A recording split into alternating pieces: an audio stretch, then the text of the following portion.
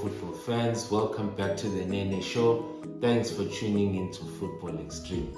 If you're new here, hit the subscribe button down below so that you'll be notified whenever I upload new videos on the channel. Now, this weekend, we've got a super Saturday clash between Manchester City and Arsenal. Arsenal traveled to City on the back of a dismal record in recent years, where they have not won ever since Pep Guardiola took over at Man City. It is a fixture that hasn't brought any success for the Arsenal, especially in recent years, and hopefully they can get some form of a result, even though pretty much everyone that I've spoken to tells me that, look, it's just going to be a walkover match. Man City is just going to brush Arsenal aside as they used to and just claim all 3 points and make it 3 losses out of 3 for Mikel Arteta's side. However, what does the head-to-head say ever since the inception of the Premier League? They've played about 48 games between the two sides. And we've got about 15 wins for Man City compared to Arsenal's 17 wins. And in terms of goals scored as well, it's quite interesting. We've got 57 goals scored for City compared to 70 goals scored by the Gunners. However, that doesn't mean anything. I think in the last 10 years or so, Man City has started to dominate Arsenal quite a bit in the Premier League, and that dominance has intensified over the last 5 years when Pep Guardiola has joined City. I mean, people even say that Man City always gives Arsenal a footballing lesson because of the way that they just make it seem as if it's just a training exercise, and Arsenal is just running around chasing the ball. So hopefully Arsenal, 2 losses out of 2. They lost to Brentford, they lost to Chelsea. Everyone seems to think that they're going to lose to City as well. That would mean 3 losses out of 3. Is that something that's good for the Arsenal? Can they get something out of this encounter? It's a tough one. Let's just hear from one of our co-presenters on Football Extreme, DJ, and let's just get his views on what he thinks the results of this match will be. Hello, Football Extremers. My predictions for the Man City versus Arsenal game is that Arsenal is going to lose to Man City by 3-0.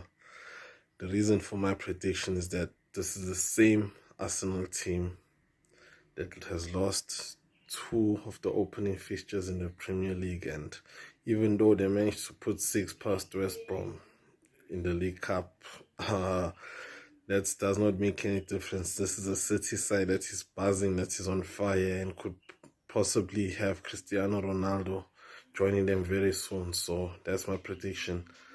Man City 3, Arsenal 0. There you have it, Football Extremers, DJ's prediction. 3-0 in favor of Man City. Are you surprised? As an Arsenal fan, I'm not particularly surprised.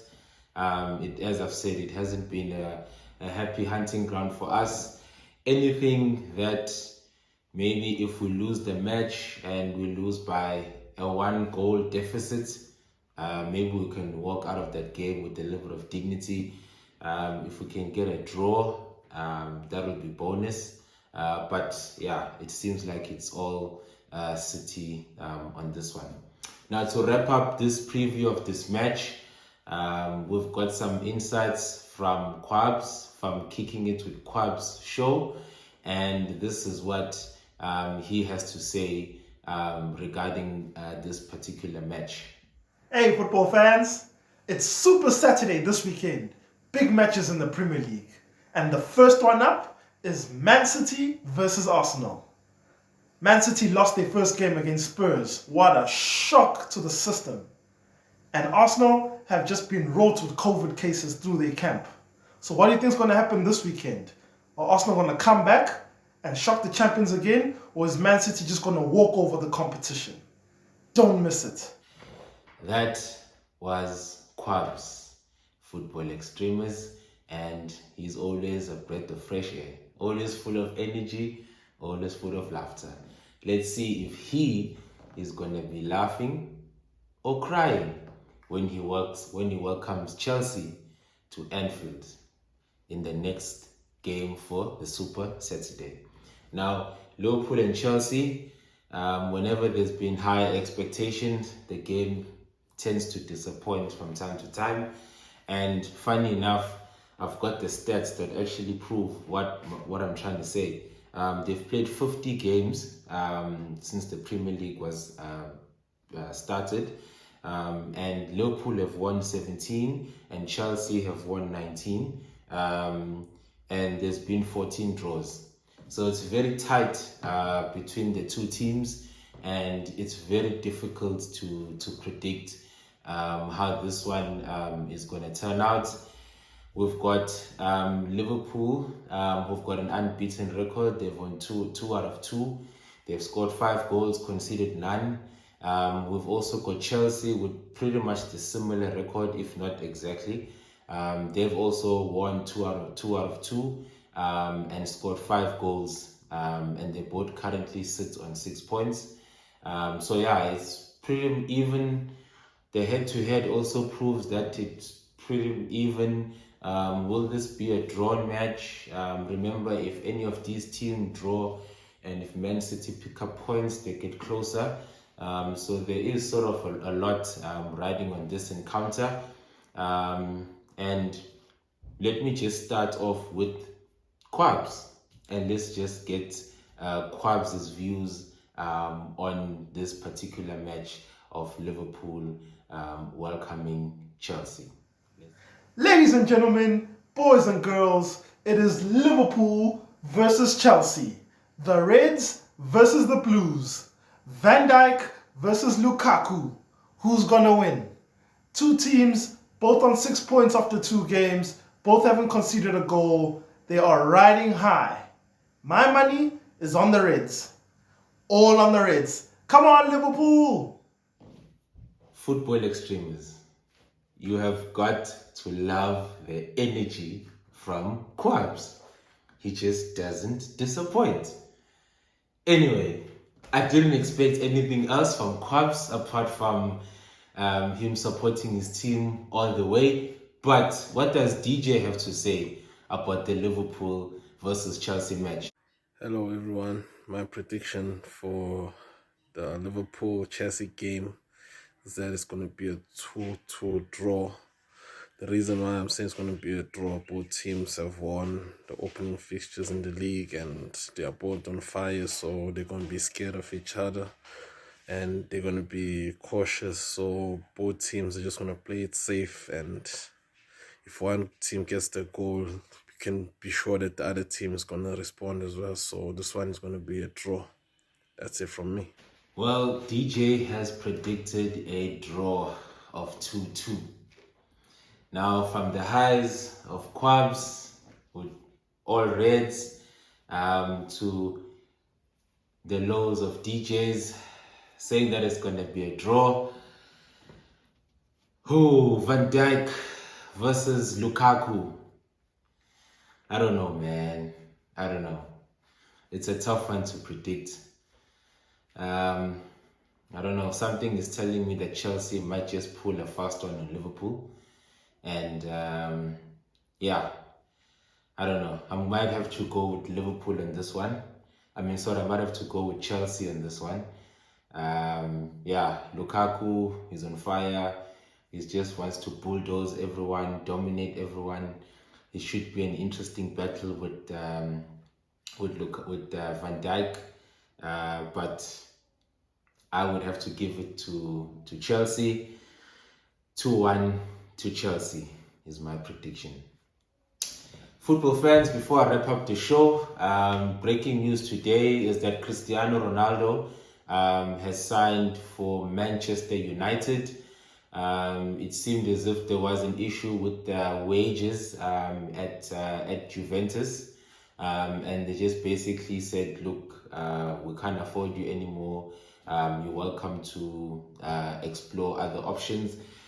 Actually, similar to what happened to Messi when Barcelona couldn't sign him and sign him on for another year as they initially had agreed towards the end of last season. So yeah, COVID has had a huge impact on teams, and at the moment we're seeing a lot of out of the ordinary transfers happening. It seemed as if Cristiano would be heading to PSG or Man City, but PSG, I think there's a lot going on there at the moment, and I don't know if Messi and Ronaldo could ever be in the same team, and Neymar on top of that. So it seemed as if he was also going to be going to Man City, but it seems like Man City were not keen. He's 36 years old. I mean, they've just let go of Sergio Aguero, and he was in his early 30s, and they let him go because he wasn't within the age bracket that they want all the players to be. So getting someone who was 36 pretty much goes against all the player policies, and there was just no other destination except reuniting with Man United. It's a good coup for Man United. It's about £25 million that they've paid for him. It's estimated that they're going to be paying him around about £480,000 a week. So yeah, still pretty decent wage for him. And yeah, he signed a 2-year contract as well. So let me know in the comment section whether you guys think this is the missing piece of the puzzle that will ensure that Man United can claim their first league trophy in like over 9 years was the last time that they won it. So yeah, could this be the missing piece, and could this solve all their problems? I mean, can you imagine Cristiano Ronaldo? He left around about 2011 roundabouts to join Madrid, and unfortunately Man United hasn't been the same team ever since he left. So imagine he comes back and he delivers a Premier League trophy for them. Wouldn't that be something? Anyway, that's it from me on the Nene Show. Please don't forget, there's plenty of shows coming up on Football Extreme. We've got Kicking It with Quabs coming up, new episode coming up soon. Stay tuned for that. Subscribe to the channel if you haven't.